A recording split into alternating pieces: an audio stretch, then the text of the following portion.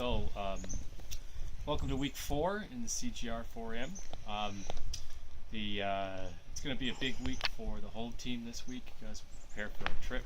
I just wanted to go through a few things with you in terms of how things have been going on the assignments and where we're going in the next week or two.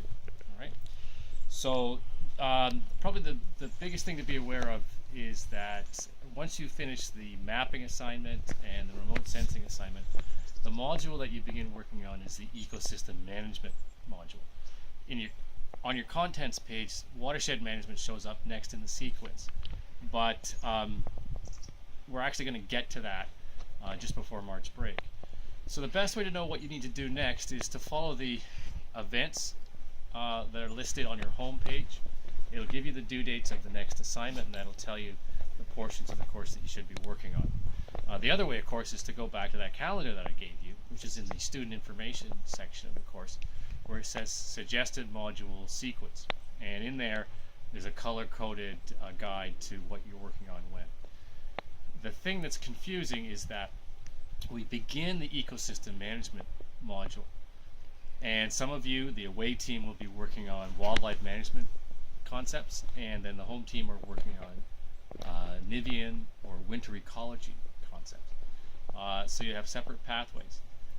You both do those, and we finish those off, and then begin the watershed management, and we'll come back to ecosystem management later on, towards the end of March. So you may be confused, so check your events listings and the calendar for what the suggested pathway is for you. Other things that have come up since we got started,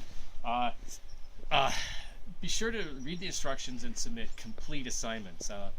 I would say that with the profiles assignment and the watershed delineation practice, I've received a number of those assignments that are not badly done, but simply incomplete. You haven't put everything in that I asked for. Also, the remote sensing final assignment, generally those have been done well. I've been quite happy with what I've been reading, but in a few of those they were incomplete as well. So make sure you followed all the steps and submit complete assignments. I'm really not at all upset with the quality of the work that I'm getting. I just need to get complete assignments. The other thing that's you're going to get into a lot more over the next month are quizzes that are set up within D2L. And they are marked by D2L based on the answers that I've supplied. The key to those is to follow the readings that they're based on. You know, the questions are taken directly from the required readings as to support the topics. So you can even open them up in a split screen if you want while you're working on it. You get 4 attempts at nearly all the quizzes, so my expectations are that you're going to get 100% on these. That's what you should be going for. All right, so go do the readings, do the quizzes. You know, do them again if you don't get 100%, because I'm expecting you to be able to get that. The watershed boundaries assignment, there's a couple of glitches that have come up repeatedly.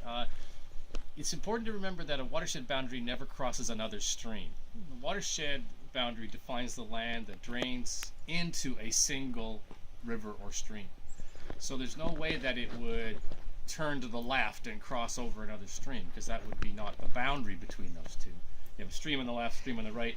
There's an area between, where a line between them where the water flows in one direction or the other, and that's what I'm trying to get you to define. So go back over the videos that were provided for those and have another look at them, because later on in the watershed management module, you're going to be drawing the watershed boundaries for the study area that we use for the culminating task, and it's important that you get those boundaries correct. The profiles assignments, most people did a reasonable job. There were some problems some of you had with printing it out. You know, as a normal rule, as I've mentioned before, download the document and open it outside of D2L. Often that helps with the formatting. And once again, make sure you've given me a vertical scale and you've drawn the profile. Yeah, as I said before, generally things have been good. I'm not at least been upset with the quality of the work I'm getting. I just want you to keep going. The other thing I want you to do is get caught up. Some of you just started the course. Literally last week, you finally got entry into it. You've got a bit of a job to get back on track. I think for those of you who've come in just recently, you should be aiming to be caught up by March break. There's a little bit of extra time in there for the away team because the home team's going to be out on its winter camping trip next week. So we're going to be really busy with that. And one of the things that you need to realize is that for those 3 days, March 2nd, 3rd, and 4th, I will be in the bush, sleeping in a tent, and not online for those 3 days. So if you have any questions, you need to get them to me before then, or be patient and wait until I get back after the trip. So the other thing from the point of view of the home team, what I want you to be prepared for is that you guys are going to be on an accelerated program.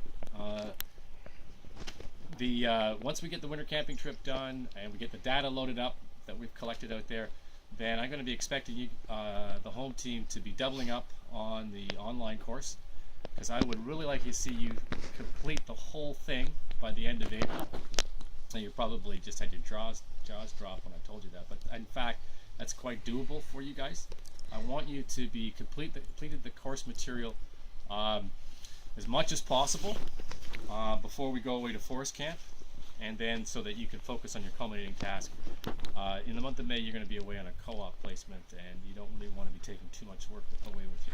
So just a heads up on that in March and April, you're going to be on an accelerated program.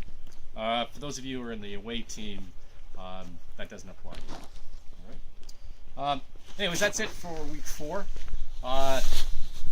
And once again, if you have any issues with opening the documents or what they're supposed to look like or how you're supposed to answer the questions, pop me an email and I'll get back to you as quickly as I can.